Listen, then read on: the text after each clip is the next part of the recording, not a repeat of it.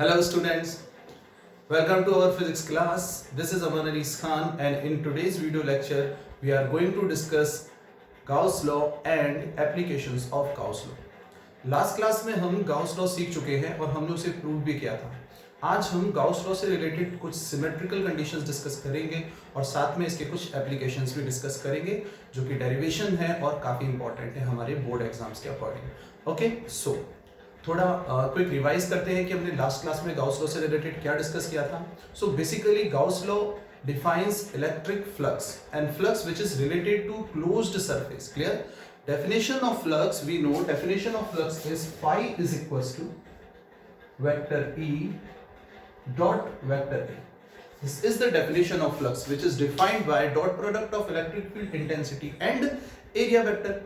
Gauss law again defined electric flux, but Gauss law define flux through closed surface. ठीक है ना. So Gauss law की अगर हमें डिफाइन करना है तो वो फ्लक्स को ही डिफाइन करता है, लेकिन वो क्लोज्ड सरफेस के लिए. डेफिनेशन हर तरह के सरफेस के लिए वैलिड है, चाहे वो ओपन हो चाहे वो क्लोज्ड हो, पर Gauss law सिर्फ और सिर्फ क्लोज सरफेस के लिए एप्लीकेबल है. तो according to Gauss law flux जो होता है वो क्लोज सरफेस के थ्रू जो भी उसके अंदर नेट चार्ज होता है उसका 1/ε0 टाइम्स होता है. तो flux through a closed surface is 1/ε0 times of net charge enclosed within surface. This is the simple definition of Gauss law. Clear? अब हम Gauss law को अप्लाई करना सीखेंगे कि किस तरह से न्यूमेरिकल प्रॉब्लम जो होती है उनमें Gauss law को अप्लाई किया जाता है. इसके लिए हम एक अच्छा सा एग्जांपल लेते हैं और फिर कंटिन्यू करते हैं. देखो, we are going to take an example to understand the symmetry related to Gauss law. Okay, so suppose इस क्वेश्चन में एक क्यूब गिवन है और क्यूब हम जानते हैं क्लोज सरफेस होगी या टोटल 6 सरफेस होंगी. ठीक है. सो एक क्यूब गिवन है, कोई भी साइड हो सकती है, एल या ए हम ले सकते हैं. इस क्यूब के अंदर बिल्कुल सेंटर में एक चार्ज क्यू प्लेस है. क्लियर?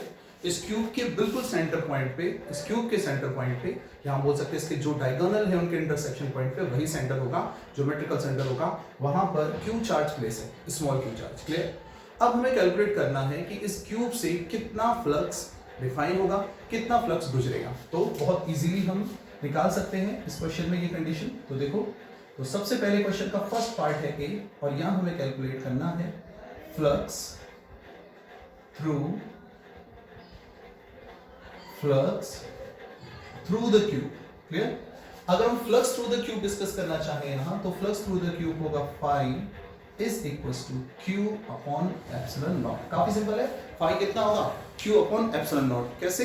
हम इजीली डिफाइन कर सकते हैं क्योंकि इसके अंदर नेट चार्ज क्यू है और गाउस लॉ हम ऑलरेडी डिस्कस कर चुके हैं कि सरफेस के स्ट्रक्चर पे डिपेंड नहीं करता. अगर क्यूब की जगह स्फीयर भी होता तो भी आंसर कितना होता? Q upon epsilon not. Sphere क्या कोई भी सिमेट्रिकल स्ट्रक्चर नहीं भी होती तब भी हम बोलते हैं, बस क्लोज होना जरूरी है, तब भी हम बोलते हैं कि फ्लक्स कितना होगा? Q upon epsilon naught. काफी सिंपल है. तो बढ़ते हैं आगे. देखो, phi is equal to Q upon epsilon naught. इसी क्वेश्चन में अगर मैं एक और कंडीशन बनाता हूं, ठीक है ना. देखो, चलो बी उसको ले लेते हैं हम, या एक सेकंड कंडीशन ले लेते हैं. इसका एक स्पेशल केस ले लेते हैं. स्पेशल केस में अगर मैं पूछूं फ्लक्स थ्रू ईच सरफेस, इसके टोटल कितने सरफेस है? यहाँ 6 सरफेस हमारे पास है. ठीक है ना. क्यूब में टोटल 6 सरफेस होते हैं स्क्वायर शेप में. तो flux through each square surface, चलो स्क्वायर लिख देते हैं क्योंकि क्यूब है. स्क्वायर सरफेस, इसका जो फेस है हर फेस से कितना फ्लक्स गुजरेगा. ठीक है ना. और जो फेस का शेप है वो कैसा होता है? स्क्वायर. तो हर सरफेस से कितना गुजरेगा तो हम इजीली बोल सकते हैं, ये थोड़ा सा लॉजिकल है, इसको मैं फाई डैश बोल देता हूं. और फाई डैश कितना होगा? ये होगा 1/6 इंटू फाई. फाई का 1/6 टाइम्स, या मैं इसको लिख सकता हूं 5/6. मैं 5/6 क्यों लिख रहा हूं? क्योंकि सिमेट्री है यहाँ और हमें इस क्लास में यही सिमेट्री सीखनी है, इस टॉपिक में यही सिमेट्री सीखनी है. यहाँ सिमेट्री है कैसे? देखो, क्यूब बिल्कुल सिमेट्रिकल स्ट्रक्चर है और चार्ज उसके सेंटर पे है. इसका मतलब हर सरफेस की जो पोजीशन होगी, उसकी जो डिस्टेंस होगी, उसका जो सेपरेशन होगा वो चार्ज से बिल्कुल सेम होगा. इसका मतलब हर सरफेस से इक्वल अमाउंट ऑफ फ्लक्स गुजरना चाहिए. अगर 6 सरफेस से इक्वल अमाउंट ऑफ फ्लक्स गुजरेगा तो एक सरफेस से कितना होगा? 5/6. सीखा हमने सिमेट्री को. तो आगे बढ़ते हैं. 5/6 तो हम इसको लिख सकते हैं कि फाई डैश कितना हो जाएगा? बस इसका 1/6 टाइम, या बोल सकते हैं क्यू बाय 6 एप्सिलॉन नॉट। हमने थोड़ा सिमेट्री को सीखा, ये हमारा आंसर होगा और ये हमारा फर्स्ट क्वेश्चन का आंसर होगा। क्लियर? बी, इसमें कंडीशन में आगे बढ़ते हैं। इस क्वेश्चन में हम कंप्लीट सिमेट्री सीखेंगे। अगर मैं बी ऑप्शन लेता हूं यहां और इसी क्यूब को हम लेते हैं यहां, ध्यान से देखना है, क्यूब सेम है और इस बार जो चार्ज है उस चार्ज को हम इसके किसी भी एक, यहां हम किसी भी एक फेस के सेंटर पर रख देते हैं। क्लियर? इस बार जो चार्ज है वो एक स्क्वायर शेप के, इसका जो स्क्वायर शेप है, इसका जो फेस है स्क्वायर फेस, उसके कहां रख देते हैं? सेंटर पे रख देते हैं। क्लियर? इस बार ये सरफेस पे रखा हुआ है, सिमेट्रिकल, बिल्कुल ध्यान से। तो अब अगर ये फेस के ऊपर हम रख देंगे बिल्कुल बीचों बीच, फेस के बिल्कुल बीचों बीच, अब हमें कैलकुलेट करना है कि हम ये डिस्कस करेंगे कि ये जो सरफेस हमें दिख रही है, ये जो क्यूब दिख रहा है, अब इससे कितना फ्लक्स डिफाइन होगा। हम ये नहीं करेंगे बिल्कुल फ्लक्स के बाहर है, बिल्कुल सरफेस पे जो फेस है उसका बीचों बीच रखा है। ठीक है? तो अब इस कंडीशन में अगर हम सिमेट्री देखें तो देखो, गाउस लॉ अप्लाई करने के लिए हमें क्लोज्ड सरफेस चाहिए होता है। अगर हम इसे क्लोज करेंगे तो यहां से थोड़ी सी रीजनिंग है, थोड़ा सा लॉजिक है, बहुत सिंपली सीख जाओगे। क्लियर? तो पॉइंट ये है कि हमें बिल्कुल इसके जैसा एक और, बिल्कुल इसके जैसा एक और क्यूब लाना पड़ेगा और उस क्यूब को हमें यहां रखना है। जब उस क्यूब को हम यहां रखेंगे तो इस तरह से सेम क्यूब, मार्केट में जाओ और सेम क्यूब ढूंढ के लाओ। क्लियर? और उसको इस तरह से रख दो। अब हम क्या ऑब्जर्व कर रहे हैं? हम ऑब्जर्व कर रहे हैं कि ये क्यू चार्ज अब बिल्कुल सेंटर में है। इन दोनों क्यूब के जो कंबाइंड स्ट्रक्चर है उसके लिए अब ये क्यू चार्ज सेंटर में आ चुका है, यानी उसके लिए बिल्कुल बीचों बीच है। यानी इन दोनों क्यूब से मिलकर कितना फ्लक्स डिफाइन होता है, तो हम बोलेंगे कंप्लीट इन दोनों फ्लक्स से कितना होगा, क्योंकि एक ही सरफेस, इन दोनों को एक सरफेस की तरह काउंट करो तो फाई कितना हो जाएगा, Q upon epsilon naught, according to the definition of Gauss law. कितना होगा, क्यू अपॉन एप्सिलॉन नॉट। पर अगर सिर्फ एक क्यूब से चाहिए, क्योंकि क्वेश्चन तो यही था कि इस क्यूब से कितना जाएगा, तो कितना हो जाएगा, 1/2 टाइम्स, हाफ हो जाएगा। सिंपल है ना? हाफ क्यों होगा, क्योंकि दोनों से कितना जा रहा है, क्यू अपॉन एप्सिलॉन नॉट। तो एक क्यूब से कितना जाएगा, अगर हम इसी के लिए डिफाइन करें बी कंडीशन में, तो फाई इज इक्वल टू होगा Q upon 2 epsilon not. Point clear है? तो यहां एक क्यूब से, राइट वाले क्यूब से भी कितना होगा, क्यू अपॉन 2 एप्सिलॉन नॉट, और लेफ्ट वाले क्यूब से भी कितना होगा, क्यू अपॉन 2 एप्सिलॉन नॉट। यही कंडीशन होगी। अगर हम देखें टोटल कितना होगा, टोटल तो हमेशा गाउस के लॉ के अकॉर्डिंग कितना होता है, क्यू अपॉन एप्सिलॉन नॉट। सो ये अगेन एक सिमेट्रिकल कंडीशन हमने सीखी। यहाँ ध्यान रखने वाली बात यह है कि ये नहीं सोचना कि ये चार्ज बिल्कुल बाहर है, बिल्कुल सिमेट्रिकली बीच में है। यानी हम ये अज्यूम कर सकते हैं कि इसका आधा पोर्शन जो होगा चार्ज का वो कहाँ होगा, उस क्लोज सरफेस के अंदर होगा। Now moving to the C point, ठीक है ना? हम थर्ड कंडीशन की तरफ आगे बढ़ते हैं। तो सी जो कंडीशन है, यहां वही हमने क्यूब लिया है और ये जो क्यूब है, इस बार मैंने उस चार्ज को यहां रखा है। क्लियर? तो इसके लिए यहां हमने इस चार्ज को इस जगह प्लेस किया है। पोजीशन दिख रही है, ये जो लाइन है, साइड जो है इसकी, यहां क्यूब। ठीक है?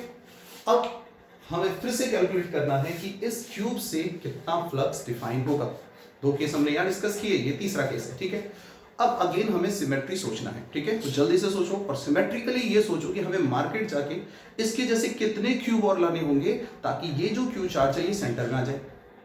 अगर हम ध्यान से सोचें तो पहले हमें सिर्फ एक की जरूरत थी, लेकिन इस बार हमें एक तो है ऑलरेडी, 3 और लाने पड़ेंगे। ठीक है? और 3 क्यूब जब हम लाएंगे तो एक क्यूब को हम कहां रखेंगे इसमें, देखो बिल्कुल ध्यान से, एक क्यूब को हम इसके राइट साइड रखेंगे और 2 क्यूब को आगे रखेंगे, तो 4 क्यूब हो जाएंगे। और उन 4 क्यूब के लिए ये चार्ज फिर सिमेट्रिकली बिल्कुल सेंटर में होगा।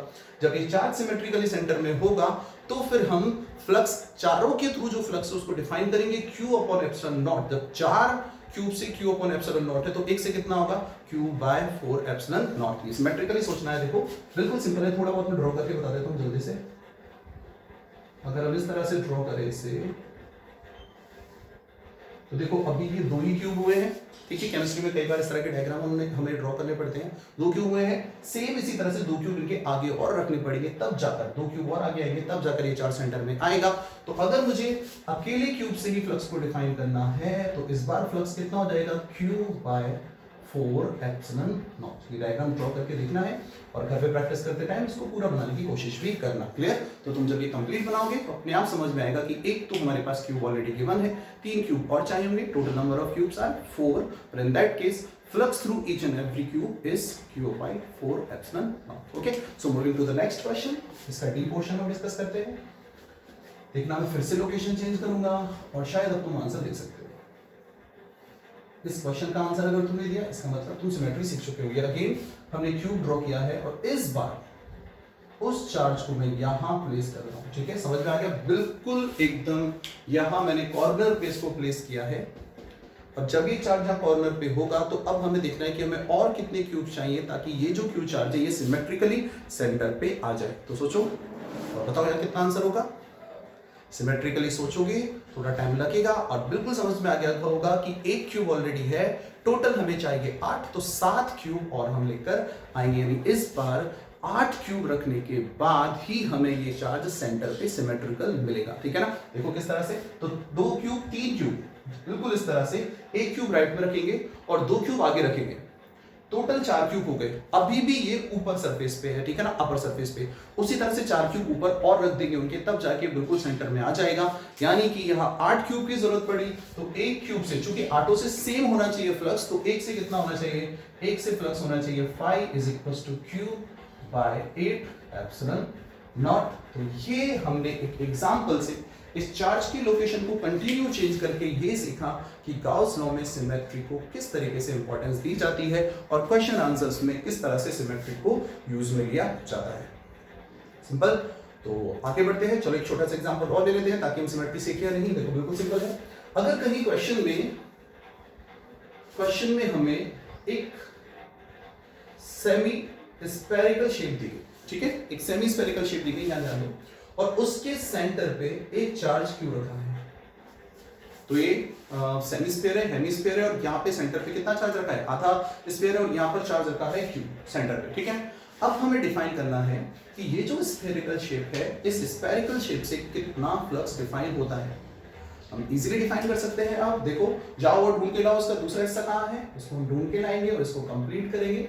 जब इसे हम कंप्लीट करेंगे तो हमें ये कंप्लीट स्फीयर मिला। ठीक है ना? अब मुझे बताओ कि इस पूरे से कितना फ्लक्स डिफाइन होगा, Q upon epsilon naught according to the Gauss law.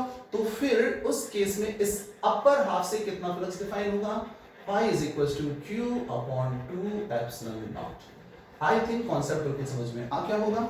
Clear? तो यहाँ स्क्रीनशॉट लेना है, नोटबुक में नोट करना है और प्रैक्टिस करते जाना है। ठीक है, so moving to the next topic which is very important. तो अब हम गाउस लॉ के एप्लीकेशन से स्टार्ट करने जा रहे हैं। तो हम पहली एप्लीकेशन से स्टार्ट करेंगे। सो द नेक्स्ट टॉपिक,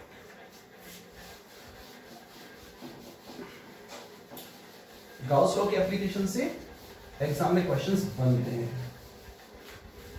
और डेरिवेशन आता है तो 3 या 4 नंबर ही देखे जाता है। क्लियर? और यहाँ से इंपॉर्टेंट है। तो फर्स्ट एप्लीकेशन हम डिस्कस करेंगे गाउस लॉ की, और जो पहली एप्लीकेशन है, मैंने कहा था गाउस लॉ डिफाइन जरूर फ्लक्स को करता है, और फ्लक्स जो फिजिकल क्वांटिटी है वो इलेक्ट्रिक फील्ड से ही रिलेट होती है। Clear? Flux physical quantity electric flux से ही रिलेट होती है।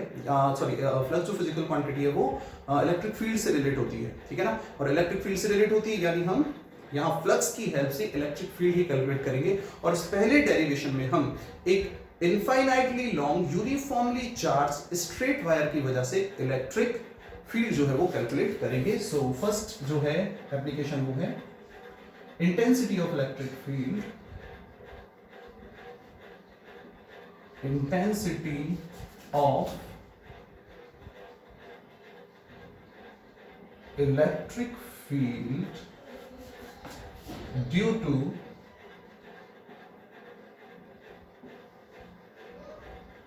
uniformly charged infinitely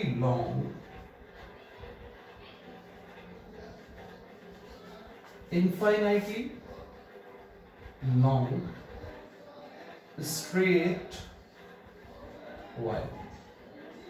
तो हम जानते हैं फिजिक्स में हेडिंग काफी लंबी लंबी होती है, ठीक है ना, छोटी हेडिंग नहीं होती। पहले भी अपने डेरिवेशन सॉल्व किए हैं। So again first derivation related to applications of Gauss law, और डेरिवेशन है हमारा intensity of electric field due to uniformly charge infinitely long straight wire. जैसे कि मैंने एक्सप्लेन किया, हमारे पास एक इनफाइनाइटली लॉन्ग स्ट्रेट वायर होगा और इनफाइनाइटली लॉन्ग और यूनिफॉर्मली चार्ज स्ट्रेट वायर की वजह से हमें उसके आसपास जो है एरिया, जो फील्ड है, वहां इंटेंसिटी कैलकुलेट करनी है इलेक्ट्रिक फील्ड के लिए। ठीक है, सो इलेक्ट्रिक फील्ड की इंटेंसिटी हमें कैलकुलेट करनी है। चलो सिनेरियो के बारे में सोचते हैं और डायग्राम तो बनना है, यानी अगर हमें फिजिक्स में अच्छा होना है तो आर्टिस्ट तो होना ही पड़ेगा, क्योंकि हर डेरिवेशन, हर टॉपिक में डायग्राम तो आता ही आता है। ठीक है ना, लास्ट में मैंने एग्जांपल भी एक्सप्लेन किया तो भी डायग्राम था। तो चलो आर्टिस्ट बनते हैं और एक डायग्राम बनाते हैं, लॉजिकल डायग्राम। ठीक है ना, तो हम एक स्ट्रेट वायर यहाँ ड्रॉ कर रहे हैं और इसका जो एक्सपेंशन है, यहाँ भी मैंने डॉट डॉट बनाया है और यहाँ भी डॉट डॉट बनाया है। ये डॉट डॉट बनाने का मतलब क्या है? डॉट बनाने का मतलब है कि ये जो वायर है सिमेट्रिकली हम बोल रहे हैं कि इसका जो एक्सपेंशन है वो इनफाइनाइटली लॉन्ग है। ठीक है ना, दिख रहा है इनफाइनाइटली लॉन्ग का मतलब ये होगा। क्लियर? अब चूंकि यूनिफॉर्मली चार्ज है तो हम ये मान के चल रहे हैं कि यहाँ पॉजिटिव चार्ज होगा। क्लियर? तो क्या पॉजिटिव लेना जरूरी है? नहीं, हम नेगेटिव भी ले सकते हैं क्योंकि क्वेश्चन में ऐसी कोई कंडीशन नहीं है, पर जनरली हम पॉजिटिव ही लेते हैं। और पॉजिटिव चार्ज लेने का मतलब है कि जो भी इलेक्ट्रिक फील्ड डिफाइन होगा वो आउटवर्ड डायरेक्शन में होगा। अगर नेगेटिव होता तो इलेक्ट्रिक फील्ड डिफाइन होता इनवर्ड डायरेक्शन में। ये इसकी कंडीशन है। क्लियर? अब ये है कि अब हमें ये सोचना है कि इस कंडीशन में इलेक्ट्रिक फील्ड की डायरेक्शन क्या होगी, यानी यहाँ इलेक्ट्रिक फील्ड की डायरेक्शन हमें कहाँ लेनी है। तो देखो, इलेक्ट्रिक फील्ड की डायरेक्शन लेने के लिए हम क्या करेंगे, यहाँ एक पॉइंट लेंगे। तो हमने चलो कोई सेंटर पॉइंट लिया, सबसे पहले हम ये देखते हैं, चलो O सेंटर पॉइंट है, इससे R डिस्टेंस पे एक पॉइंट है P, और इस P पॉइंट पे हमें कैलकुलेट करना है कि इंटेंसिटी ऑफ इलेक्ट्रिक फील्ड क्या होगी। हमें यानी जो क्वेश्चन है वो इस पॉइंट के लिए सॉल्व करना है। शायद हेडिंग समझ में आ गई होगी। Infinitely long uniformly charge wire की वजह से R डिस्टेंस पर एक P पॉइंट है और इस P पॉइंट पर हमें intensity of electric field calculate करना है। ठीक है, हम ये कैलकुलेट करेंगे यहाँ। अब देखो इस कंडीशन में क्या होगा, तो अगर हम ध्यान से देखें तो R से सेम डिस्टेंस पे दो चार्ज गए, एक चार्ज हमने यहां लिया और उतने डिस्टेंस पे एक छोटा सा चार्ज हमने यहां लिया। क्लियर? सिमेट्रिकली ये दोनों जो चार्ज हैं, छोटे छोटे चार्ज है dq, ये चार्ज भी जो है इसको dq नाम दे देता हूं, ये चार्ज भी है, इसको नाम भी क्या दे देते हैं हम dq। ये दोनों चार्ज हमने dq यहां लिए जो उनकी सेम डिस्टेंस पे है। सबसे पहले हम जो डायग्राम बना रहे हैं, ये डायग्राम हम इसलिए बना रहे हैं ताकि हम जो डायरेक्शन है इलेक्ट्रिक फील्ड की वो यहाँ पर क्या कर सकें, कैलकुलेट कर सकें, डायरेक्शन को डिफाइन कर सकें। तो dq जो चार्ज है इसकी वजह से मैं पूछूंगा, अब भूल जाओ कि बाकी और भी चार्जेस हैं, बस याद रखो कि एक चार्ज ये रहा, ध्यान से देखो, यहाँ ऊपर एक छोटा सा फ्रेगमेंट है dq और उसी तरह से नीचे भी ये एक छोटा सा फ्रेगमेंट मैंने लिया है dq। ये दोनों सेम चार्ज हैं और इन दोनों की O पॉइंट से डिस्टेंस भी ऊपर और नीचे सेम है। क्लियर? इस dq की वजह से अगर मुझे इलेक्ट्रिक फील्ड इंटेंसिटी डिफाइन करनी है तो उसको मैं मिलाऊंगा और ये इलेक्ट्रिक फील्ड कहाँ होगा, आउटवर्ड डायरेक्शन में। हम जानते हैं due to positive charge electric field intensity is always in outward direction. तो ये इलेक्ट्रिक फील्ड, और मैंने मान लिया कि इलेक्ट्रिक फील्ड कितना था, d, छोटा चार्ज है तो इलेक्ट्रिक फील्ड भी छोटा ही है। क्लियर? नीचे एक और चार्ज है हमारे पास dq, इसकी वजह से जो इलेक्ट्रिक फील्ड इंटेंसिटी होगी वो भी हम डिफाइन करेंगे। और चूंकि बिल्कुल सिमेट्री है तो दोनों की डिस्टेंस, ये और ये दोनों डिस्टेंस सेम होगी। अगर मैं कहूंगी हाँ ये डिस्टेंस l है तो ये वाली डिस्टेंस भी कितनी होगी, l सेम। तो इसका मतलब मैग्नीट्यूड तो यहाँ भी सेम होगा, डायरेक्शन भले ही अलग है पर मैग्नीट्यूड यहाँ भी कितना होगा, d, ये भी de और ये भी d। क्लियर? अगर मैं ये एंगल थीटा कंसीडर करता हूं तो ये एंगल भी कितना हो जाएगा, थीटा, ड्यू टू सिमेट्री है। और इस कंडीशन में अब हमें इसके वर्टिकल और हॉरिजॉन्टल कंपोनेंट करके देखना है। हम चेक करेंगे कि यहाँ इलेक्ट्रिक फील्ड की डायरेक्शन क्या होगी। तो कुछ ये जो डायग्राम है ये डाइपोल वाले डेरिवेशन, इक्वेटोरियल प्लेन वाले डेरिवेशन की याद दिलाता है हमें। तो अगर हम देखें ये एंगल थीटा है तो ये एंगल भी थीटा हो जाएगा, ये एंगल थीटा है तो ये भी थीटा हो जाएगा, वर्टिकली ऑपोजिट एंगल है, ये इजीली हो सकता है। अब अगर मैं यहाँ इस DE का थीटा के पास वाला कंपोनेंट पहले सीखा चुका हूँ, थीटा के पास वाला कंपोनेंट हमेशा कितना होता है, cos थीटा, तो ये कंपोनेंट हो जाएगा DE cos थीटा। क्लियर? और नेक्स्ट अगर देखें तो ये ऊपर वाला जो कंपोनेंट है इसका, ये कंपोनेंट कितना हो जाएगा, ये कंपोनेंट होगा DE sin theta. Clear? So ये कंपोनेंट होगा DE sin थीटा। नेक्स्ट अगर हम फिर से डिस्कस करें यहाँ, तो इस DE का ये जो कंपोनेंट है थीटा के पास वाला कंपोनेंट, ये अगेन कितना हो जाएगा, DE cos थीटा।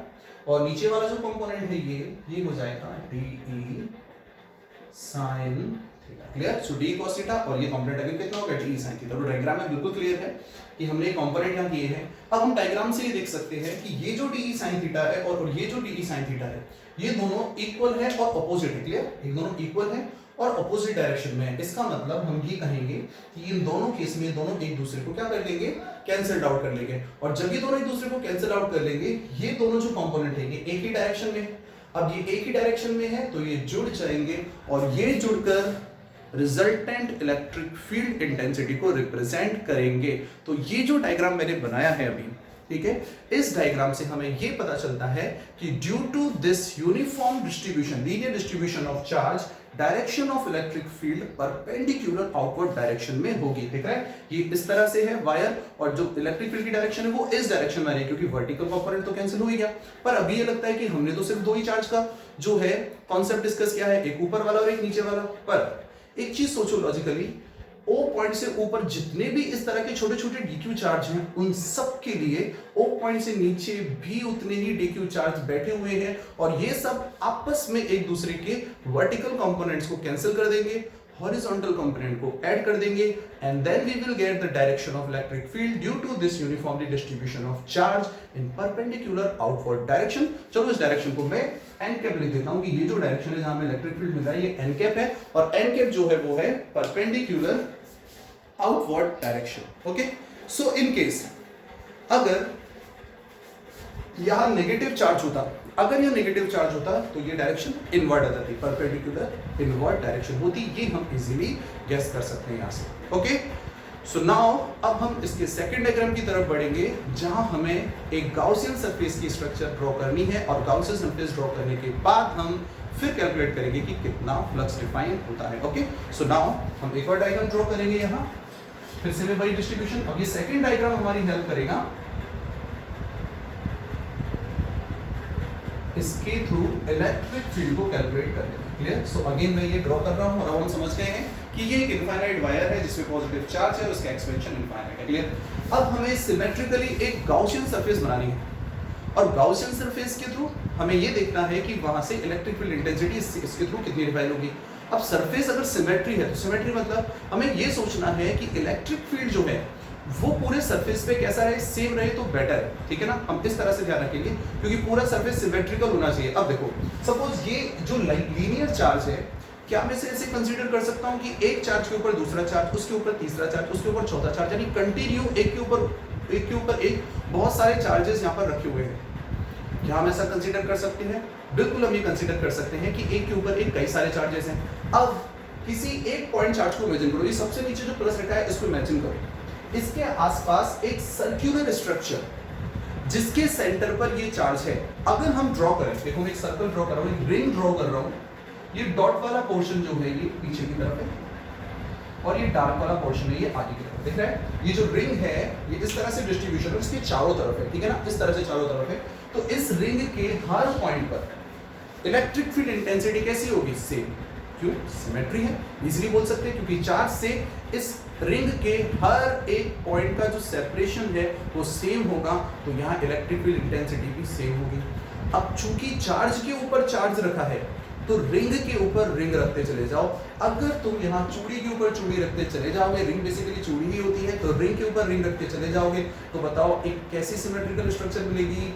बिल्कुल यहाँ एक सिलिंड्रिकल स्ट्रक्चर हमें मिलेगी। सो इस क्वेश्चन में सिमेट्रिकली जो गाउसियन सरफेस की स्ट्रक्चर हमारे सामने आ रही है वो सिमेट्रिकल गाउसियन सरफेस कैसा होना चाहिए? यहाँ पर सिलिंड्रिकल स्ट्रक्चर में होना चाहिए। देखो इसको डिस्कस करते हैं। तो हम यहाँ गाउसियन सरफेस ड्रॉ करेंगे, और ये जो गाउसियन सरफेस है वो एक सिलिंड्रिकल स्ट्रक्चर होगी, यहाँ भी हम ड्रॉ करते हैं। ठीक है, और इस तरीके से,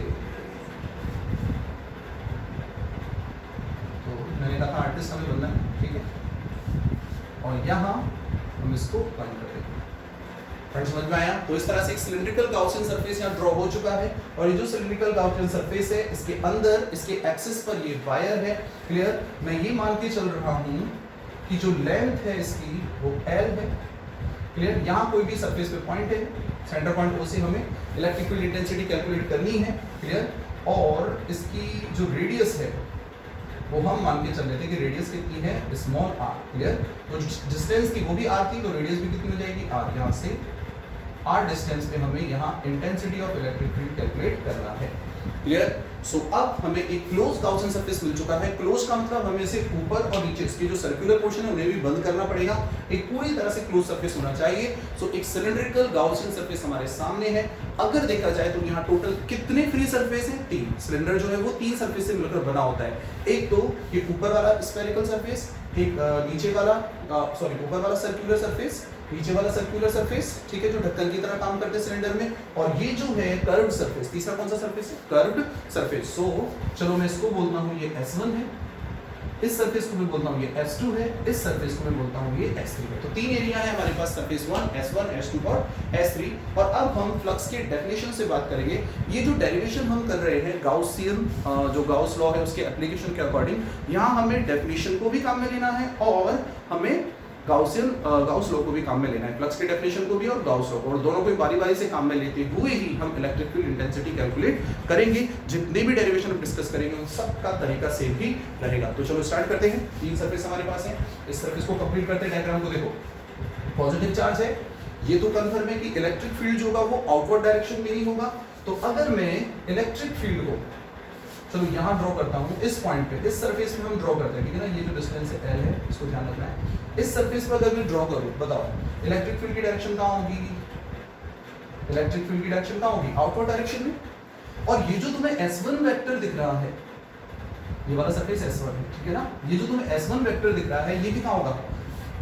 हम ऑलरेडी डिस्कस कर चुके हैं। डायरेक्शन ऑफ एरिया कैसी होती है? Perpendicular to the surface. ये परपेंडिकुलर है, यानी S1 सरफेस पे थीटा कितना मिला? 0 डिग्री। ध्यान रखना है, थीटा कितना मिला? 0 डिग्री, यानी यहाँ फ्लक्स डिफाइन होगा। अगर हम S2 की बात करें तो बताओ, यहाँ लास्ट पॉइंट पे मैं ले रहा हूँ, इलेक्ट्रिक फील्ड की डायरेक्शन कहाँ होगी? यही होगी या नहीं होगी? इलेक्ट्रिक फील्ड की डायरेक्शन तो बाहर होगी, ठीक है। लेकिन यहाँ एरिया की डायरेक्शन कहाँ होगी? मैं बिल्कुल सरफेस के पास में ले रहा हूँ, इसलिए मैं मैग्नीट्यूड सेम रखा हूँ, ठीक है ना। वरना E डैश भी लिख सकते हैं, है ना, ऐसा कोई हार्ड एंड फास्ट नहीं है, E डैश लिख सकते हैं। तो यहाँ इलेक्ट्रिक फील्ड हो गया। और एरिया ये किसकी डायरेक्शन है? ये S2 वेक्टर है, वेक्टर लगा रहा हूँ। यहाँ थीटा कितना मिला? 90 डिग्री। 90 डिग्री लिखते ही पता चल गया कि सर ये जो सरफेस है इससे तो फ्लक्स डिफाइन नहीं होगा। फ्लक्स कितना हो जाएगा? 0, क्योंकि फ्लक्स में क्या होता है? cos थीटा और cos 90 कितना होता है? 0। चलो, एक सरफेस से डिफाइन हो रहा है, S2 से डिफाइन नहीं हो रहा है। आइडिया लगता जा रहा है हमें, ठीक है ना। और ये सारी चीजें डेरिवेशन में हमें काम में आनी है, ठीक है ना। नेक्स्ट देखो, अगर S3 की बात करें तो S3 के लिए इलेक्ट्रिक फील्ड की डायरेक्शन बाहर ही होगी, पॉजिटिव चार्ज है। और यहाँ अगर हम ध्यान से देखें तो एरिया जो होगा S3 वो बाहर की तरफ होगा। ये इलेक्ट्रिक फील्ड है और ये एरिया है। यहाँ भी थीटा कितना मिला? 90 डिग्री। अगेन हम कहेंगे कि S3 पर भी थीटा 90 मिला है। इट मींस यहाँ भी जो इलेक्ट्रिक फील्ड है, इलेक्ट्रिक फ्लक्स है, वो डिफाइन नहीं होगा। क्लियर? तो बढ़ते हैं डेरिवेशन में आगे की तरफ, इसको डिस्कस करते हैं। तो देखो, सबसे पहले डायग्राम हमने 2 ड्रॉ किए, दोनों डायग्राम को अच्छे से समझना है। नेक्स्ट केस, अब हमें कुछ थ्योरी लिखनी है। और जो डेरिवेशन होता है 3 मार्क्स का या 4 मार्क्स का, तो वहाँ हमें थोड़ा बहुत डायग्राम कैसे बनाया, क्या लॉजिक है, वो सब लिखना होगा। और ये लिखना काफ़ी आसान है। अगर डायग्राम हम सीख कर बना रहे हैं, समझ कर बना रहे हैं, तो हम इसके बारे में लिख भी सकते हैं, ठीक है ना। किस तरह से लिखना है? बहुत ईजी है कि a uniformly charge infinitely long straight wire is there in the diagram and we are taking linear charge density lambda here. Clear? Linear charge density on wire is lambda. हमें पता है स्ट्रेट वायर है, linear wire है, तो वहाँ charge density कौन सी होगी? Linear होगी। और हम डिफाइन कर चुके हैं इसी चैप्टर में कि लीनियर चार्ज डेंसिटी को हम लैम्डा से रिप्रेजेंट करते हैं। इसके बाद हम कहेंगे we have to find out the value of electric field at point P which is at distance r from the selector point O. Clear? By using diagram 1, we can say that the direction of electric field is in outward direction and the Gaussian surface to find the value of electric field here is cylindrical. Clear? And the wire is at its axis. तो इस तरह से हम लिख सकते हैं this Gaussian surface has 3 different surfaces, surface S1, surface S2 and surface S3. Now काफी इतना थ्योरी, थोड़ा बहुत लिखना है इसके बारे में। और अब हम आगे बढ़ते हैं, अब हम लिखेंगे डेरिवेशन की तरफ बढ़ते हैं। सो पहले मैंने क्या कहा था, यहाँ इलेक्ट्रिक फील्ड इंटेंसिटी कैलकुलेट करनी है। इलेक्ट्रिक फील्ड इंटेंसिटी के लिए हेल्प कौन करेगा? इलेक्ट्रिक फ्लक्स हेल्प करेगा। और इलेक्ट्रिक फ्लक्स अगर हमें कैलकुलेट करना है तो 2 तरीके हैं हमारे पास। एक तो हमने फ्लक्स की डेफिनेशन को पढ़ा है, दूसरा हमने गाउस लॉ को भी पढ़ा है। तो पहले हम यह डिस्कस करेंगे from definition of flux, from definition of flux, ठीक है, फ्लक्स के डेफिनेशन से। तो अगर हम फ्लक्स के डेफिनेशन से यहाँ बात कर रहे हैं तो डेफिनेशन ऑफ फ्लक्स से देखो क्या कंडीशन होगी यहाँ, from definition of flux we can write here, flux की डेफिनेशन है फाई जो है total, that is equals to phi 1 plus phi 2 plus phi, यानी मैं पहले इस सरफेस से फिर इस सरफेस से फिर इस सरफेस से तीनों को अलग अलग कैलकुलेट करूंगा फ्लक्स और यहाँ ऐड कर देंगे टोटल फ्लक्स। अभी हम डेफिनेशन से कैलकुलेट कर रहे हैं from this Gaussian surface, clear. So phi is equals to phi 1 calculate करना है, इंटीग्रेशन क्या होता है formula, vector E dot ds vector, लेकिन ये कौन सा सरफेस का इंटीग्रेशन है, S1 सरफेस के लिए, clear, plus same formula integration vector E dot ds vector, पर ये कौन से सरफेस के लिए है, S2 के लिए, सेम प्लस इंटीग्रेशन S3 के लिए है और vector E dot ds vector, यानी डेफिनेशन वही, डेफिनेशन वाला जो फॉर्मूला है मैंने 3 बार लिखा, एक बार किसके लिए, S1 फिर S2 और फिर S3 के लिए, clear. So next step value put करते हैं यहाँ, हम जानते हैं S1 के लिए डिफाइन होगा बस, S1 के लिए फॉर्मूला कितना हो जाएगा E ds और एंगल कितना आएगा cos 0, क्लियर। हमें पता है S2 और S3 तो 0 होने जा रहे हैं, अब क्या करें, लिखना तो पूरा ही पड़ेगा, डेरिवेशन है तो ये आएगा E ds cos 90, सर इसको 0 कर दो, डायरेक्ट नहीं एक स्टेप कट नहीं करनी, ठीक है ना, डायरेक्ट हम लिख सकते हैं, समझ हम रहे हैं आगे क्या जाएगा, पर डेरिवेशन में तो पूरा एक्सप्लेन करना पड़ेगा। नेक्स्ट S3 क्या लिखेंगे, E ds cos, ये भी 90 है, ये भी 90, S2 S3 भी 90, क्लियर, दोनों 0 होने जा रहे हैं, अब लिख दो 0, कोई प्रॉब्लम नहीं है क्योंकि cos 90 है, ये हो जाएगा फाई, इलेक्ट्रिक फील्ड कांस्टेंट है, सिमेट्रिकल है, देख लो पूरे सरफेस का जो डिस्टेंस है, ये जो कर्व सरफेस है दिख रहा है, इसके हर एक पॉइंट का बीच वाली जो लाइन है, जो वायर है हमारा, उससे डिस्टेंस हमेशा कितनी है, r है, तो यहाँ हम e को कांस्टेंट की फॉर्म में बाहर निकाल सकते हैं, ये आएगा इंटीग्रेशन S1 ds, cos 0 1 हो चुका है, यहाँ एक बड़ा सा 0 और यहाँ भी एक बड़ा सा 0, क्लियर। फ्लक्स कितना हो गया E इंटीग्रेशन ds, ये इंटीग्रेशन ds किसको रिप्रेजेंट कर रहा है, ये रिप्रेजेंट कर रहा है, इंटीग्रेशन मतलब टोटल और ds मतलब एरिया और S1 मतलब S1 का, यानी ये S1 सरफेस का, इस कर्व्ड सरफेस का टोटल एरिया है, और कर्व्ड सरफेस का टोटल एरिया कितना होता है, 10th क्लास में सर बहुत सारे फॉर्मूले याद करें पर भूल जाता हूँ कई बार, ठीक है ना, तो अब नहीं भूलेंगे, ऐसे ट्रिक से याद रखेंगे। यहाँ मैं लिख रहा हूँ phi is equals to E into, चलो देखते हैं, तो ये कर्व्ड सरफेस है, ठीक है ना, और अगर हम देखो इसको ध्यान से समझें इस कॉन्सेप्ट को, अगर कर्व सरफेस के केस में हम ध्यान से समझें तो देखो क्या कंडीशन होगी, अगर हम ध्यान से देखें तो ये एक नोटबुक है दिख रहा है हमें, और नोटबुक के केस में अगर हम इस चीज को समझते हैं तो क्या मैं अगर इसको इस तरह से रोल कर दूं, तो इस तरह से रोल करने के बाद अभी ये क्या बन चुका है, ये बन चुका है एक सिलेंडर, क्लियर, यानी सिलेंडर जो है वो किससे बनता है, बेसिकली सिलेंडर जो है वो किससे बनेगा, बेसिकली ये बनता है एक स्क्वायर से, क्लियर, तो ये स्क्वायर से या फिर हम बोल सकते हैं एक रेक्टेंगल से ये बना है, तो बेसिकली रेक्टेंगुलर फॉर्मूला ये हो गया, यानी area of cylinder is equals to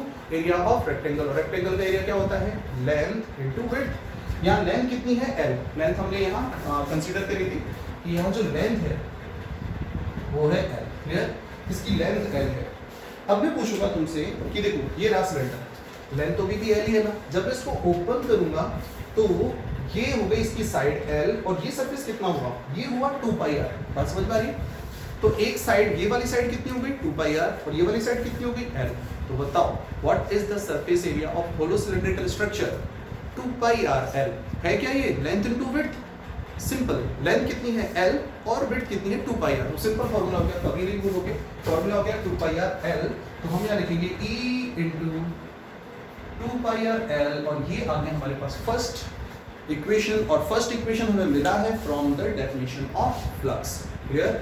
now moving to the second point from this derivation, और अब हमें यही फ्लक्स कैलकुलेट करना है but by using Gauss law, clear, अब हमें गाउस लॉ से बात करनी है और गाउस लॉ के थ्रू ये फ्लक्स कैलकुलेट करना है। ये जो फर्स्ट डायग्राम है मैं इरेज कर रहा हूँ उसे यहाँ, तो स्क्रीनशॉट लेके वैसे भी कहीं भी इसको रोक के तुम ये ड्रॉ कर सकते हो।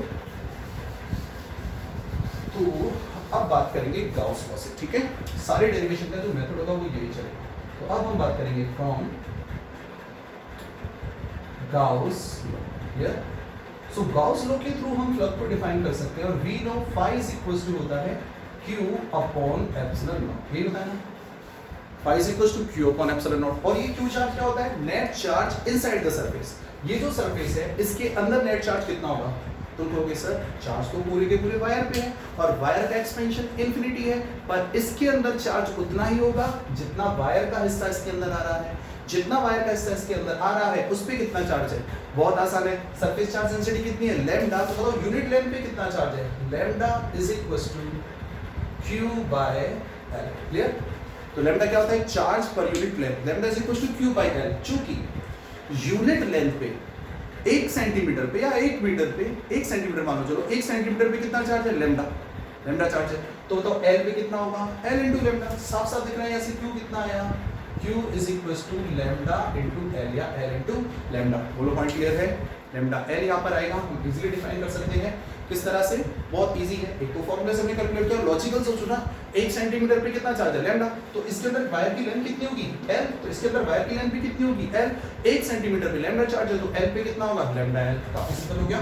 तो हम लिखेंगे phi is equal to lambda l upon epsilon naught. तो काफी आसान हो गया, एक स्टेप में आंसर आ गया। तो ये हमारा सेकंड इक्वेशन है, ये भी वही फ्लक्स है और ये भी वही फ्लक्स है, दोनों सेम गॉसियन सरफेस से डिफाइन हुए हैं। अब हम इक्वेशन 1 और इक्वेशन 2 दोनों की हेल्प से फाइनल आंसर गेट करेंगे।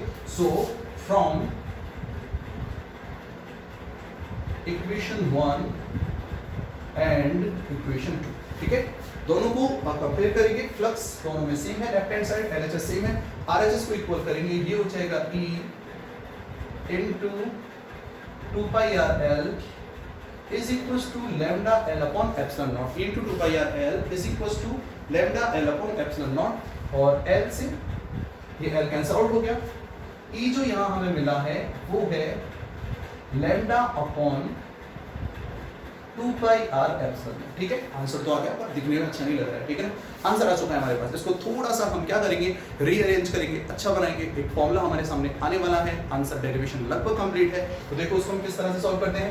ये 2 pi और एप्सिलॉन नॉट दोस्त लग रहे हैं, लेकिन 4 pi यहाँ होता तो मजा आ जाता, क्योंकि 4 pi epsilon not 1/4 epsilon not constant होता है, क्या रिप्रेजेंट करते हैं उसे, k से रिप्रेजेंट कर सकते हैं। तो क्यों ना हम ऊपर और नीचे 2 से मल्टीप्लाई कर लें। अगर हम मल्टीप्लाई करेंगे तो E इज इक्वल टू हो जाएगा 2 लैम्डा, दिख रहा है, और नीचे ये हो जाएगा 4 पाई एप्सिलॉन नॉट, और r को मैंने अलग किया, दोस्त साथ में आ गए, ठीक है ना। 4 पाई और एप्सिलॉन नॉट तो दोस्त है, और दोस्त हमेशा साथ में रहते हैं, तो दो दो रहते हैं, साथ में रहते हैं, इनमें लड़ाई नहीं होती है। तो ये 4 पाई एप्सिलॉन नॉट है, साथ में रहेंगे, और ये है r, क्लियर। और 1/4 पाई एप्सिलॉन नॉट कितना हो जाता है, k। तो इजीली हम डिफाइन कर सकते हैं, यहाँ से मैं फाइनल आंसर लिख रहा हूँ, और हम फाइनल आंसर इसका चलो यहाँ लिख देते हैं, ठीक है ना। तो फाइनल आंसर कितना हो जाएगा, हम लिखेंगे E, चलो ज़्यादा गड़बड़ हो रही है, इसको हम लिखते हैं यहाँ, चलो फाइनल आंसर हम यहाँ लिख लेते हैं। तो इस स्टेप से जो फाइनल आंसर हमें यहाँ मिला है, यहाँ से हम यहाँ लेते हैं इसे, तो E जो है कितना आया, हम लिखेंगे 2 4 pi 1/4 epsilon naught k lambda upon r। ये हमारा फाइनल आंसर है, यानी electric field intensity due to a uniformly charge infinitely long straight wire at distance r is 2k lambda upon r। Electric field is inversely proportional to distance r, यानी जैसे जैसे r बढ़ेगा electric field intensity decrease होगी, r की anti proportional है, clear. So 2k lambda upon r, ये condition आ गई। अगर हम इसे वेक्टर फॉर्म में रिप्रेजेंट करना चाहें, वेक्टर फॉर्म में रिप्रेजेंट करना चाहें तो electric field vector E is equal to होगा 2k lambda upon r। Magnitude हम निकाल चुके हैं, डायरेक्शन क्या होगी, n के। बहुत मेहनत से वो जो पहला डायग्राम था वहाँ हमने डायरेक्शन कैलकुलेट की थी, और डायरेक्शन कितनी है, n कैप। मैं पूछूंगा बताऊं n कैप होगी कहाँ, तो अब हम जानते हैं क्योंकि यहाँ पॉजिटिव चार्ज है तो n कैप आउटवर्ड डायरेक्शन में होगी, परपेंडिकुलर आउटवर्ड। और अगर यहाँ नेगेटिव चार्ज होता तो यही डायरेक्शन परपेंडिकुलर इनवर्ड डायरेक्शन में होती। I think it बिल्कुल क्लियर है। So this is the first derivation related to applications of Gauss law, and then moving to the next derivation। and next derivation में हम एक uniformly charged non-conducting sheet की वजह से आसपास का जो स्पेस है वहाँ इलेक्ट्रिक फील्ड इंटेंसिटी कैलकुलेट करेंगे। तो नेक्स्ट डेरिवेशन की तरफ बढ़ते हैं।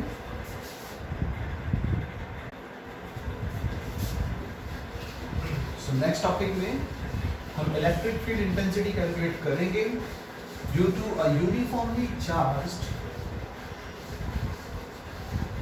non-conducting sheet, ठीक है। So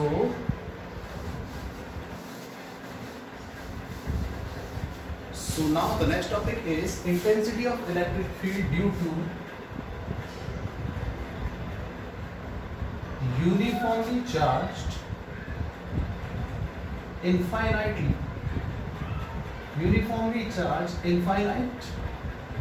non conducting sheet, non conducting sheet, clear. So इस तरह से एक शीट की वजह से हमें इलेक्ट्रिक फील्ड इंटेंसिटी कैलकुलेट करनी है। तो यहां हम अगेन वही प्रोसेस फॉलो करेंगे जो मैंने लास्ट डेरिवेशन में कहा था, और याद रखो गाउस लॉ के हर एप्लीकेशन में सेम प्रोसेस फॉलो होगा। यानी first we have to discuss the definition of electric flux and second we will discuss Gauss law, ठीक है। तो गाउस लॉ से एक बार फ्लक्स निकालेंगे, एक बार फ्लक्स निकालेंगे डेफिनेशन से, दोनों को इक्वल कर देंगे और लास्ट में हमारे पास इंटेंसिटी ऑफ इलेक्ट्रिक फील्ड होगी, क्लियर। सो अब हमारे पास एक शीट है, तो डायग्राम ड्रॉ करेंगे, आर्टिस्ट बन जाओ। तो इस तरह से एक शीट है और इसको थोड़ा तिरछा रखा है हमने, डायग्राम में थोड़ा 3D दिखाने की कोशिश कर रहे हैं। डायग्राम इसलिए ज़्यादा इंपॉर्टेंट हो जाते हैं क्योंकि बोर्ड हमारा 2D है और मोस्ट जो डायग्राम्स होते हैं वो 3 डायमेंशनल होते हैं, ठीक है ना। तो थोड़ा सा आर्टिस्टिक भी जरूरी होता है, ठीक है ना। अच्छा बनना चाहिए डायग्राम, डायग्राम देख के ही एग्जामिनर को लग जाना चाहिए कि हाँ ठीक है स्टूडेंट का कॉन्सेप्ट काफ़ी अच्छे हैं, ठीक है ना। और जो सीख करे अच्छे ढंग से डायग्राम बनाता है, डायग्राम अच्छा ही बनता है। तो इस तरह से एक डायग्राम यहाँ हमने शीट ड्रॉ की है। अब चूंकि इनफाइनाइट शीट है तो हमें इसका एक्सपेंशन इन्फिनिटी बताना पड़ेगा, ठीक है ना। तो इस तरह से चारों तरफ इन्फिनिटी तक, ठीक है ना, एक प्लस इन्फिनिटी माइनस इन्फिनिटी, इस तरह से ये मूव करिए, इसका एक्सपेंशन इन्फिनिटी है। आसपास जो भी एरिया है, जो स्पेस है, वहाँ इंटेंसिटी ऑफ इलेक्ट्रिक फील्ड हमें कैलकुलेट करना है। और इसके लिए अब हमें एक गाउसियन सरफेस की जरूरत होगी। डायरेक्शन बिल्कुल प्रीवियस जो पिछला वाला डेरिवेशन था उसकी तरह से ही यहाँ हम डायरेक्शन प्रूव कर सकते हैं कि अगर यहाँ प्लस चार्ज डिस्ट्रीब्यूटेड है, पॉजिटिव चार्ज डिस्ट्रीब्यूटेड है, तो डायरेक्शन परपेंडिकुलर आउटवर्ड होगी, और नेगेटिव चार्ज अगर है तो डायरेक्शन परपेंडिकुलर इनवर्ड होगी, ठीक है। तो अब यहाँ पे हमें intensity of electric field calculate करना है, गाउसियन सरफेस ड्रॉ करनी है। चलो इमेजिन करते हैं हमारे पास एक शीट है यहाँ बीच में, ठीक है ना। एक शीट होगी, नोटबुक का हम एग्जांपल ले लेते हैं यहाँ, ठीक है। तो इस तरह से अगर हम देखें तो मान लो ये एक शीट है, ठीक है, दिख रहा है। इस शीट को मैं इस तरह से रख रहा हूँ। अब इसका एक्सपेंशन इन्फिनिटी जो है वो डिस्कस करो। इसका एक्सपेंशन इन्फिनिटी ऊपर नीचे इधर और मेरी तरफ, ये पूरी तरह से अगर इन्फिनिटी एक्सपेंशन इसका होगा तो इस पूरे रूम को ये 2 पार्ट में डिवाइड कर देगी। अब अगर मुझे एक सिमेट्रिकल सरफेस चाहिए तो इससे राइट साइड में यहाँ और इससे लेफ्ट साइड में यहाँ, क्लियर। तो इस तरह से यहाँ भी और यहाँ भी ध्यान से देखें तो इस केस में यहाँ एक सरफेस होगा जो इसके बिल्कुल पैरेलल है, यहाँ भी एक सरफेस होगा जो इसके बिल्कुल पैरेलल है। इन दोनों सरफेस पे इलेक्ट्रिक फील्ड इंटेंसिटी सेम होनी चाहिए क्योंकि दोनों सरफेस का सेपरेशन सेम है, क्लियर। दोनों की इलेक्ट्रिक फील्ड इंटेंसिटी की वैल्यू कैसी होनी चाहिए, मैग्नीट्यूड कैसा होना चाहिए, सेम। क्यों? क्योंकि डिस्टेंस सेम है। पर हमें क्लोज सरफेस चाहिए। एक सरफेस यहाँ इमेजिन करो सर्कुलर, एक सरफेस यहाँ इमेजिन करो सर्कुलर। क्या दोनों सरफेस पे जिसकी डिस्टेंस हम फिलहाल सेम ले रहे हैं, क्या दोनों सरफेस पे इंटेंसिटी ऑफ इलेक्ट्रिक फील्ड इसका मैग्नीट्यूड सेम होगा? बिल्कुल होगा क्योंकि सिमेट्री है। यहाँ ये वाला जो सर्कुलर शेप है वो भी सेम डिस्टेंस पे, इधर भी जो सर्कल है सेम। अब दोनों सर्कल को अगर मैं मिला दूं तो फिर मुझे दोनों सर्कल को अगर मैं किसी कर्व सरफेस से मिला दूं तो एक सिलिंड्रिकल स्ट्रक्चर मिलेगी। लेकिन इस बार वो सिलिंड्रिकल स्ट्रक्चर इसके बीच में से यहाँ से कट करके क्रॉस करेगा। एक सिलेंडर जो हमने इस तरह से क्रॉस करा दिया, यहाँ से क्रॉस करेगा और इधर की तरफ निकल जाएगा। यानी अगेन गाउसियन सरफेस सिलिंड्रिकल होगा और वो हम अभी ड्रॉ कर रहे हैं। इस सिलिंडर के अलावा ये क्यूबिकल भी हो सकता है, क्यूबॉइड भी हो सकता है इस कंडीशन में, पर वो डिपेंड करता है, ठीक है ना। तो हम सिंपल लेंगे, आसानी से समझेंगे क्वेश्चन को। तो अगेन इन दिस डेरिवेशन जो गाउसियन सरफेस हम ड्रॉ कर रहे हैं वो कैसा है, सिलिंड्रिकल गाउसियन सरफेस है। अब हम इसको ड्रॉ करते हैं, देखो इन्फिनिटी एक्सपेंशन लेते हुए डिस्टेंस हमें सेम लेनी है, जितना डिस्टेंस यहाँ ले रहे हैं उतना डिस्टेंस हम यहाँ लेंगे। तो इसके अकॉर्डिंग इस तरीके से गाउसियन सरफेस हम यहाँ ड्रॉ करेंगे।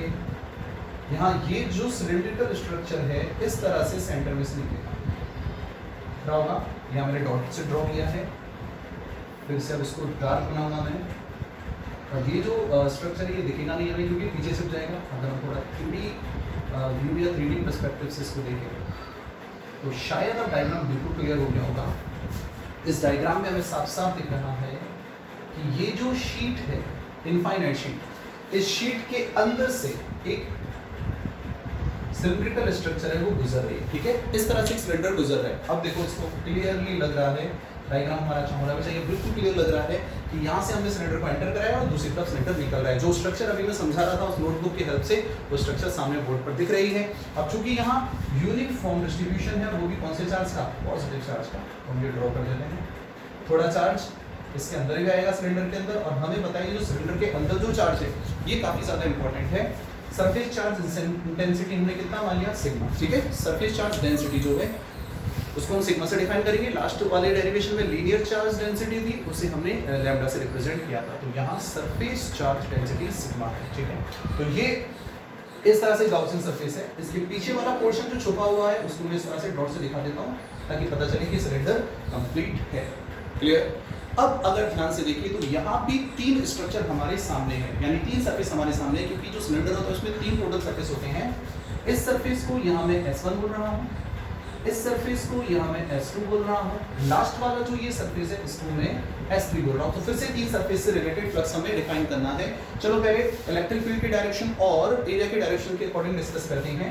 डायरेक्शन ऑफ इलेक्ट्रिक फील्ड जो यहाँ होगा वो किस डायरेक्शन में होगा, this is the direction of electric field. Area जो होगा अगेन वो भी इसी डायरेक्शन में होगा, this is the direction of S1 vector. You are getting it. और यहाँ थीटा कितना है, 0। थीटा 0 देखते ही हमें समझ आ जाता है कि यहाँ इलेक्ट्रिक फील्ड इंटेंसिटी डिफाइन होगी। ठीक उसी तरह से अगर हम लेफ्ट डायरेक्शन में देखें तो यहाँ इलेक्ट्रिक फील्ड इंटेंसिटी इस डायरेक्शन में है, और अगर हम बात करें S2 वेक्टर जो है, S2 वेक्टर इस डायरेक्शन में, ये इधर S2 वेक्टर इस डायरेक्शन में होगा। तो इसका मतलब यहाँ S3 सॉरी ये S3 है, S3 यहाँ होगा, यानी यहाँ भी थीटा कितना है 0, और थीटा 0 होती ही समझ में आ गया कि यहाँ और यहाँ दोनों जगह इस बार फ्लक्स डिफाइन होगा। चलो S2 की बात करते हैं। S2 के लिए अगर इस पॉइंट पे इलेक्ट्रिक फील्ड की डायरेक्शन देखें तो वो इस डायरेक्शन में होगा, ई डैश लिख देता हूँ, और एरिया जो है वो नीचे की डायरेक्शन में होगा। दिख रहा है एरिया नीचे की तरफ होगा, दिस इज S2 वेक्टर। क्यों? क्योंकि एरिया हमेशा सरफेस के परपेंडिकुलर होता है, और यहाँ हम देख सकते हैं कि जो थीटा है वो कितना है 90 डिग्री, यानी S2 सरफेस से कोई भी फ्लक्स डिफाइन नहीं होगा। तो this is all about the diagram. Again here we have a cylindrical Gaussian surface जहां तीन सरफेस हैं, लेकिन इस बार उनमें से दो सरफेस से फ्लक्स डिफाइन हो रहा है और एक सरफेस से फ्लक्स 0 है। लास्ट डेरिवेशन में सिर्फ एक ही सरफेस से फ्लक्स डिफाइन हो रहा था, बाकी दो से 0 था। ओके, सो अब अगेन वही हम मेथड यूज में लेंगे। First we will discuss definition of flux, then we will discuss Gauss law. Okay, so from definition of flux,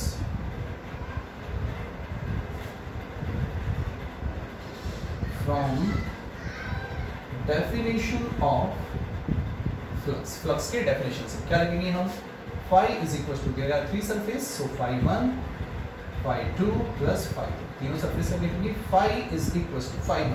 phi 1 बात करें तो phi 1 क्या होगा, वही इंटीग्रेशन फॉर्म में लिखते हैं लास्ट वाले की तरह, जिस तरह से हमने लास्ट डेरिवेशन में लिखा था। तो ये होगा integration S1 vector E dot ds vector plus integration S2 again vector E dot ds vector और प्लस इंटीग्रेशन S3 है vector E dot ds vector. ठीक है, ये हो जाएगा।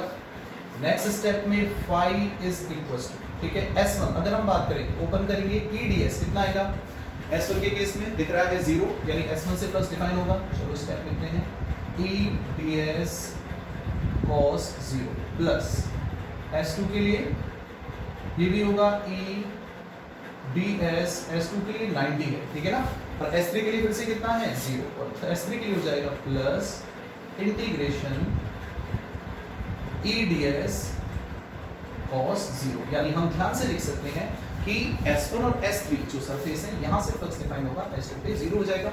नेक्स्ट स्टेप में फ्लक्स हमें मिल रहा है phi is equals to E constant होगा, दिख रहा है सिमेट्रिकली, E कांस्टेंट है, बाहर जाएगा S1 ds, यानी S1 का एरिया S1 ds प्लस एक बड़ा सा 0 प्लस S3, और ये आ जाएगा E ds, E बाहर है, कांस्टेंट को बाहर निकाल देते हैं, तो कांस्टेंट E बाहर होगा और इंटीग्रेशन में हमें मिलेगा S3 ds। क्लियर। तो अब एरिया की बात करते हैं। अगर मैं ये कहूँ कि जो स्क्वायर सर्कुलर शेप है इसका एरिया A कंसीडर करें, तो ये जो स्क्वायर एरिया है ये भी एरिया कितना हो जाएगा A, और जो बीच में ये कॉमन एरिया है, ये कॉमन एरिया ये शीट का वो हिस्सा है जो सिलेंडर के अंदर है, यानी जो भी चार्ज हम गाउस लॉ में लेंगे वो सारा चार्ज इसी पे होगा। क्लियर। तो ये कॉमन एरिया है, इसका एरिया भी कितना होगा, ए, तीनों पैरेलल है, सिमेट्री है, सेम होगा, तो ए एरिया हो गया। तो यहाँ पर फ्लक्स जो होगा वो कितना हो जाएगा, मैं यहाँ इसको डायरेक्शन को लिख रहा हूँ, phi इज इक्वल टू हो जाएगा E A plus E A। Clear, बीच में जीरो है तो फ्लक्स हो जाएगा phi is equal to twice of E two E A. तो ये फर्स्ट हमें इक्वेशन मिल गया और ये फर्स्ट इक्वेशन हमें कहाँ से मिला है, from the definition of flux. Now moving to the next concept, और यहाँ पर होगा अब हम यही फ्लक्स कैलकुलेट करेंगे, लेकिन पहले हमने डेफिनेशन से निकाला था, अब हम डिस्कस करेंगे फ्रॉम गाउस लॉ। तो फ्रॉम गाउस लॉ हम जानते हैं flux phi is equal to होता है Q upon epsilon naught. Phi is equal to Q कितना होगा, सिग्मा इज इक्वल टू होता है Q अपॉन A और Q इज इक्वल टू हो जाएगा सिग्मा A। यूनिट एरिया पर कितना चार्ज है, यूनिट एरिया पे सिग्मा चार्ज है, तो एरिया पे कितना होगा, सिग्मा A। कितना सिंपल है, फॉर्मूले की भी जरूरत नहीं है, ठीक है ना, बेसिक है ये तो हो जाएगा sigma A upon epsilon naught. और ये आ गया सेकंड इक्वेशन।